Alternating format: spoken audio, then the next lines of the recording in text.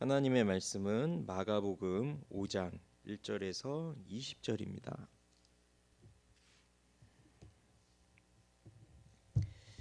오늘 새벽 함께 나눌 하나님의 말씀 마가복음 5장 1절에서 20절입니다. 제가 읽겠습니다. 예수께서 바다 건너편 거라사인의 지방에 이르러 배에서 나오심에 곧 더러운 귀신 들린 사람이 무덤 사이에서 나와 예수를 만나니라.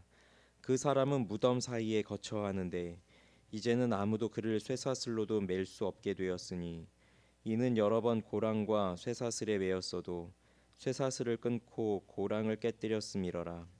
그리하여 아무도 그를 제어할 힘이 없는지라. 밤낮 무덤 사이에서나 산에서나 늘 소리 지르며 돌로 자기의 몸을 해치고 있었더라. 그가 멀리서 예수를 보고 달려와 절하며 큰 소리로 부르짖어 이르되 지극히 높으신 하나님의 아들 예수여, 나와 당신이 무슨 상관이 있나이까? 원하건대 하나님 앞에 맹세하고 나를 괴롭히지 마옵소서 하니, 이는 예수께서 이미 그에게 이르시기를 더러운 귀신아 그 사람에게서 나오라 하셨음이라. 이에 물으시되 내 이름이 무엇이냐? 이르되 내 이름은 군대니 우리가 많음이니이다 하고 자기를 그 지방에서 내보내지 마시기를 간구하더니 마침 거기 돼지의 큰 떼가 산 곁에서 먹고 있는지라. 이에 간구하여 이르되 우리를 돼지에게로 보내어 들어가게 하소서 하니 허락하신대 더러운 귀신들이 나와서 돼지에게로 들어가매 거의 2,000마리 되는 떼가 바다를 향하여 비탈로 내리다라 바다에서 몰사하거늘 치던 자들이 도망하여 읍내와 여러 마을에 말하니 사람들이 어떻게 되었는지를 보러 와서 예수께 이르러 그 귀신 들렸던 자 곧 군대 귀신 집혔던 자가 옷을 입고 정신이 온전하여 앉은 것을 보고 두려워하더라. 위에 귀신 들렸던 자가 당한 것과 돼지의 일을 본 자들이 그들에게 알림해 그들이 예수께 그 지방에서 떠나시기를 간구하더라. 예수께서 배에 오르실 때에 귀신 들렸던 사람이 함께 있기를 간구하였으나 허락하지 아니하시고 그에게 이르시되 집으로 돌아가 주께서 내게 어떻게 큰 일을 행하사 너를 불쌍히 여기신 것을 내 가족에게 알리라 하시니 그가 가서 예수께서 자기에게 어떻게 큰 일 행하셨는지를 데가볼리에 전파하니 모든 사람이 놀랍게 여기더라. 아멘. 어제 본 말씀에서는 예수님께서 제자들과 함께 배를 타고 반대편으로 가자고 하셨고 또 가는 길에 광풍을 만나 죽음의 위기를 겪었지만 바람과 바다를 제어하시는 예수님의 능력으로 인해 제자들이 그가 누구이기에 바람과 바다도 순종하는가 하며 두려워하였던 것을 묵상했습니다.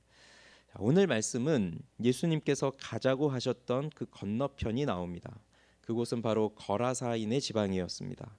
간단히 말해 이곳은 갈릴리 호수 동쪽에 있는 곳이고 여기는 이방인들이 거주하는 곳입니다. 그곳에 도착해서 예수님께서 배에서 내리시는데 더러운 귀신 들린 사람 한 사람이 무덤에서 나와 예수님을 만나게 됩니다. 이 사람이 살고 있는 곳은 무덤 사이입니다. 무덤은 죽은 자들이 있는 곳이죠. 귀신 들린 사람이 무덤에 살고 있다는 것은 비록 그의 육신은 살아서 숨을 쉬고 있으나 실상은 죽은 것이나 다름없는 것처럼 살고 있다는 것을 보여주고 있습니다. 이에 비해 예수님은 어떤 분이신가요? 예수님은 참 생명이십니다.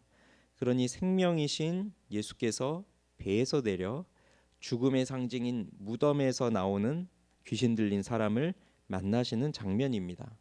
그래서 생명과 죽음의 싸움이 이곳에서 펼쳐지고 있습니다. 귀신 들린 사람을 생각해 보죠.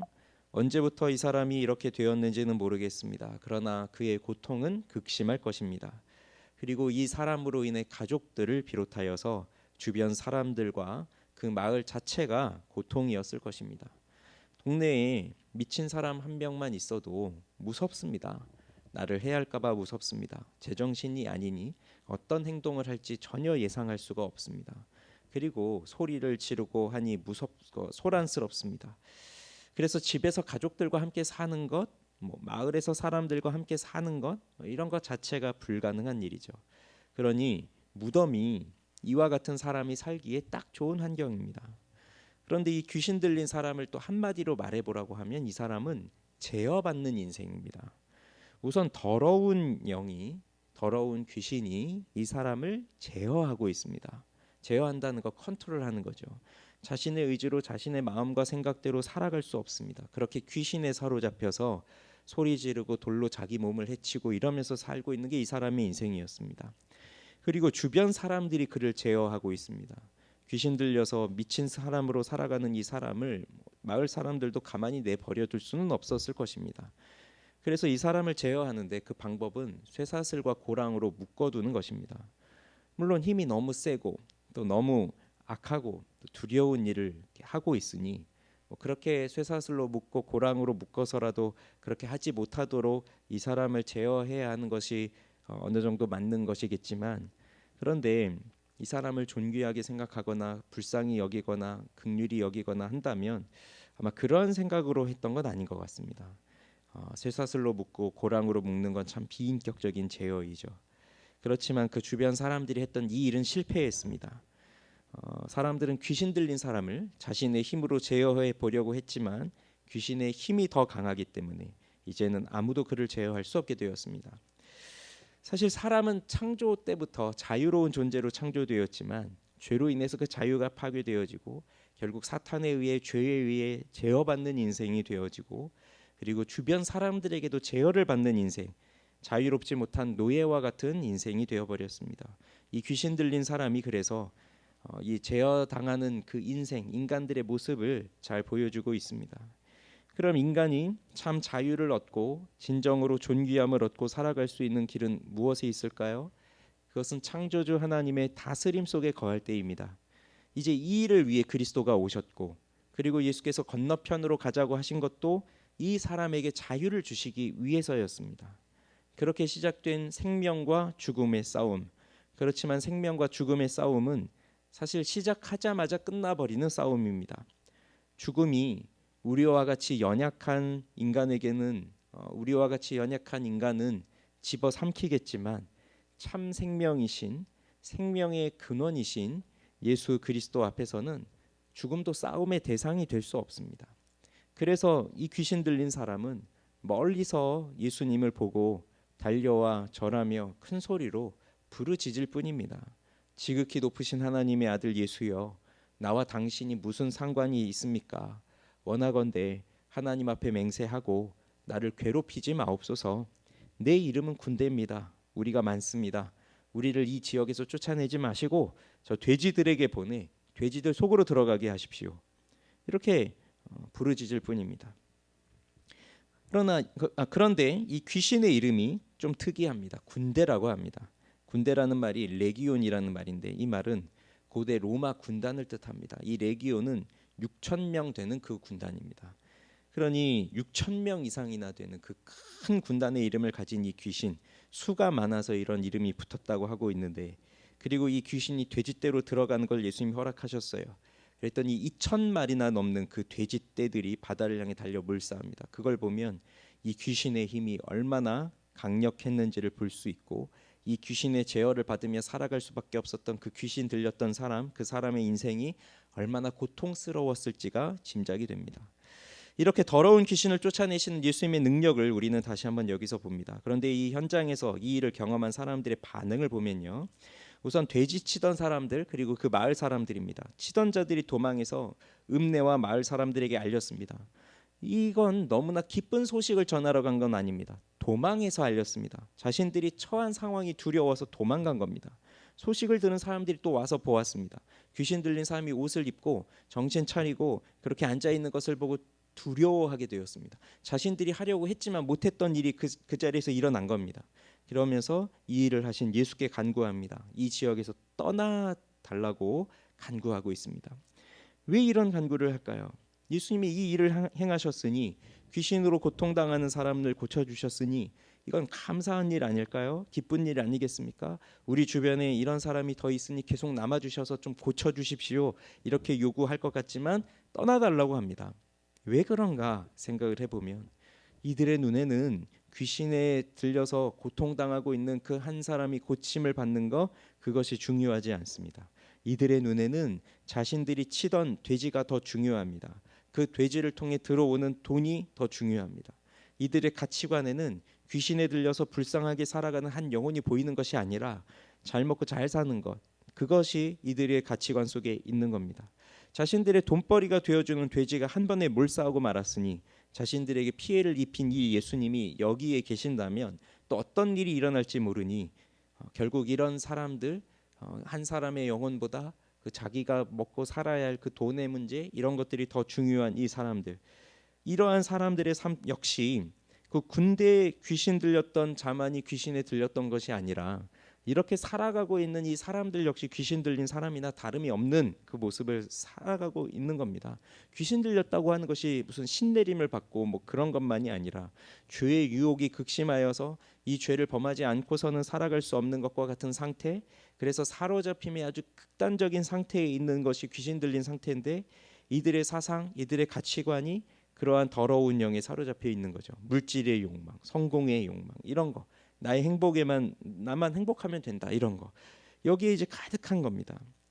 그래서 예수님이 그 군대 귀신을 쫓아내실 때 그냥 조용히 사라지게 하실 수도 있겠는데, 돼지에게로 들어가게 해달라는 그 요청을 받아준 것도 그러한 일들을 통하여서 이 마을의 사람들이 어떤 실상으로 살아가고 있는지를 드러내시기 위한 거였던 거죠.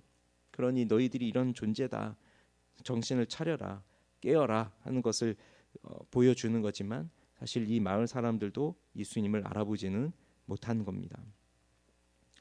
귀신 들렸던 사람은 어떠한가요? 이제 귀신에서 해방이 되었죠. 예수께서 다시 배를 타고 건너가려고 하실 때에 그는 예수님께 함께 있고 싶다고 요청했습니다. 그러나 예수님은 허락하지 않으십니다. 대신 집으로 돌아가라고 하십니다.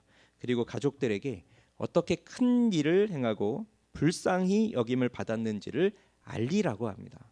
이 사람, 이 귀신 들린 채 살아가면서 이 사람은 사람들에게, 다른 사람들에게 소외를 당하며 살았습니다. 사람들에게 따뜻한 대우를 받을 수가 없습니다. 그런데 예수님은 이 사람을 어떻게 대해 주셨냐면 불쌍히 여겨 주셨습니다. 이것이 예수님과 마을의 다른 사람들과 다른 점입니다. 다른 사람들은 자기 자신을 중요하게 여깁니다. 자신들이 벌어들일 경제적인 것들을 중요하게 여깁니다. 그러나 예수님은 한 영혼을 천하보다 더 귀하게 여기십니다. 다른 사람은 몰라도 가족들은 이 사람에 대해서 걱정을 하겠죠. 귀신에게서 노임을 당하고 사람에게서 이 제어받는 사람들로부터 참 자유를 얻게 된 이 일을 가장 먼저 이 소식을 전해 주어야 할 대상은 가족입니다. 그리고 이 사람이 해야 할 일은 가족에게로 돌아가는 겁니다. 이것이 이 사람에게 주어진 하나의 사명입니다. 그래서 이 사람은 데가볼리 지역, 그러니까 이방인들이 살고 있는 그 지역에 이 일을 두루 전파하였고 모든 사람들이 이것을 듣고 놀랍게 여겼습니다. 그러면 우리가 이 말씀을 보면서 또 생각해 볼 건, 또 우리에게 또 적용해 볼 것들은 이런 겁니다. 첫째는 예수 그리스도는 자연을 제어하는 분일 뿐만 아니라 더러운 귀신도 제어하는 분이라고 하는 겁니다. 복음서에 나오는 그 귀신 들린 자의 모습, 그런 모습으로 사는 사람은 우리 가운데는 없지만, 그러나 우리도 그 누구도 죄의 유혹에서부터 자유롭지는 않습니다. 어떠한 사람들은 헤어나올 수 없는 그러한 극단적인 그 사로잡힘 속에서 고통을 당하며 살아갈 수도 있습니다. 또 자유가 없는 인생을 산다고 생각하는 사람도 있을 수 있습니다. 특히 복음을 믿고 복음의 능력대로 살아가고 싶은 사람은 자신 안에 이 없어지지 않는, 끊어지지 않는 이 죄로 인해서 괴롭다는 생각을 하면서 살아가는 사람들도 또 많이 있습니다. 이런 우리를 고치실 수 있는 분은 예수 그리스도밖에 없습니다. 그분은 더러운 귀신을 제어하실 수 있는 분입니다.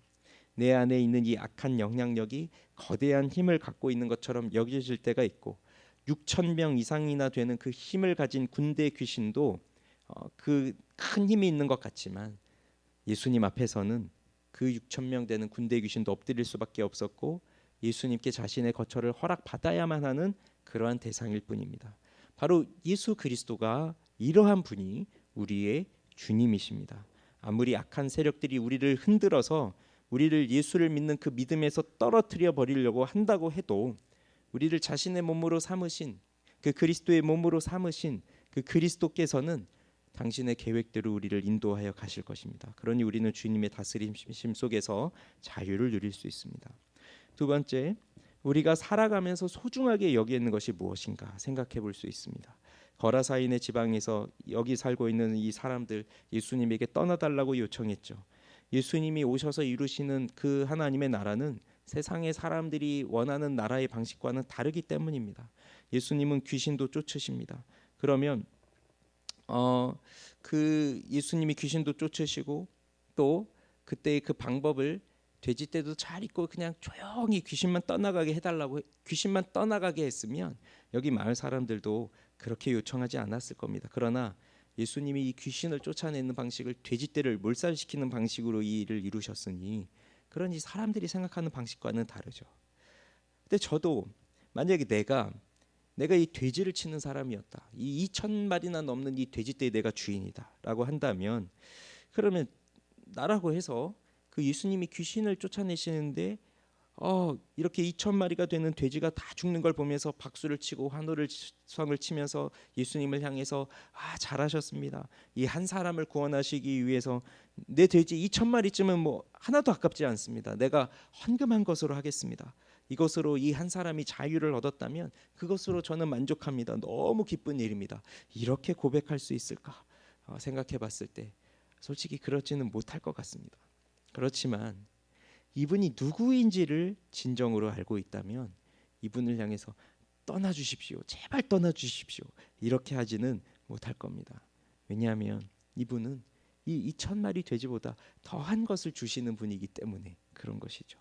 돼지떼를 잃은 이 사람들보다 더 큰 희생을 요구받은 사람도 있었습니다. 아브라함이죠. 이 아브라함은 사랑하는 독자 그 아들 이삭을 제물로 바치라고 하나님이 말씀하셨습니다. 그때 그는 그 아들을 바치죠. 왜 그랬을까요? 내가 이 아들을 바치지만 이 아들을 하나님이 또 살려주실 거라는 믿음, 그리고 제물도 여호와께서 미리 예비하실 것이라고 하는 그 믿음을 갖고 있기 때문입니다. 그래서 하나님이 하시는 일을 우리는 지금 다 헤아릴 수 없고 하나님이 하시는 일을 우리는 다 알 수 없지만, 그렇지만 하나님은 궁극적으로 보면 우리를 손해 보도록 하시는 분은 아니십니다. 우리를 가장 좋은 길로 인도하시는 분이시죠. 그것을 바라보는 것이 믿음이고 그것을 신뢰하는 것이 주님을 향한 신뢰입니다. 그러니 우리가 무엇을 소중하게 여기는가 생각해 볼 수 있는 것이죠. 마지막 세 번째로 주님께서는 우리를 불쌍히 여기신다는 겁니다. 어떻게 그것을 알 수 있나요? 주님 우리를 불쌍히 여기시는 분이에요.